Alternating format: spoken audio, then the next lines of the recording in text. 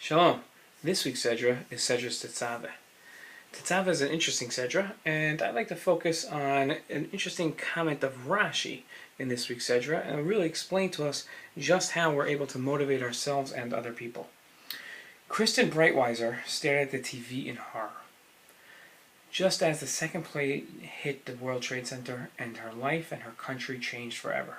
In her book, Wake Up Call, Kristen writes a deeply personal, often shocking and ultimately inspirational story of a woman left to pick up the pieces of life shattered by terrorism. Kristen somehow found the strength to embark on a journey that would lead her life to the creation of the 9/11 Commission and then to her role as one of the country's most outspoken activists and critics of the current administration. All people require wake-up calls at times. We lead our lives largely in a haze of semi-awareness. And in this Dvar Torah, I'll explain the necessity of breaking out of a haze and how best to do so. By illustrating the different types of wake-up calls, I'll highlight man's nature. I'll use a mitzvah in this week's Sedra, along with a comment of Rashi's about the Torah's method of using consequences to describe mitzvos, to explain the importance of wake-up calls. I hope this Dvar Torah sensitizes the reader to the need of wake-up calls themselves. Human nature leads man to focus on the instinctual in the place of true value. It is only the most perfected of people who can consistently ignore and channel their base desires and focus on what can enhance their lives.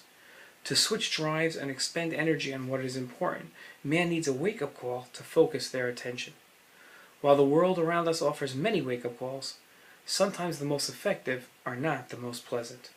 This is especially true when others are offering the wake-up call.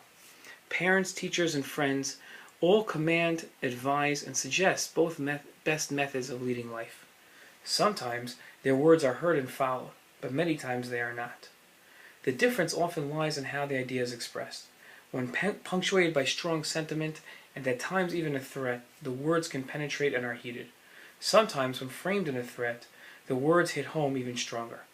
In our Sedra, Hashem commands the Kohanim to wear special garments when performing the service in the Mishkan, punctuating the commands with the words so that he will not die. Rashi finds the punctuated command odd and explains, from the negative, you might die, you may infer the positive, that if the clothes will be on him, he will not die, but if he is lacking a garment, then he will die by the hands of heaven.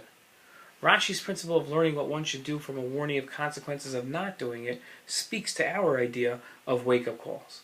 The Torah is designed to refine our character, and it offers wake-up calls to do so.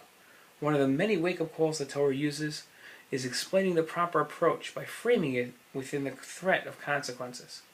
More effective than simply a charge to perform an action, the threat of consequences tells us the significance of the mitzvah while awakening us to action. Let's hope we heed life's wake-up calls, the Torah's wake-up calls, and refine our character and live up to true potential of the perfected individual. Shabbat Shalom.